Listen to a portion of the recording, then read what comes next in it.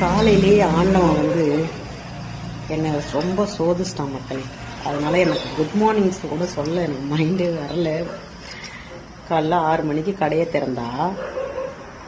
திறந்து ஃபஸ்ட் எடுத்ததுமே tea stall தான் நான் ரெடி பண்ணி வைப்பேன். ரெடி பண்ணி வச்சுட்டு அடுப்பை பற்ற வைக்கும்போது நல்லா எரிஞ்ச அடுப்பு டமால்னு ரெகுலேட்டர் பறந்துருச்சு. என்னை கடைக்கு வெளியிலே ஓட வச்சிருச்சு.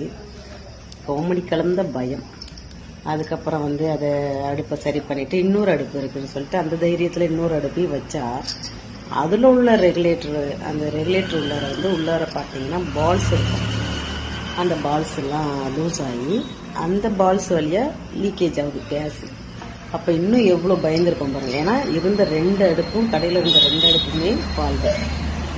பாப்பா இன்னைக்கு கடல் லீவு. என் நிலைமை என்ன மாதிரி கண்டிஷனில் ஆயிடுச்சு பாருங்கள்.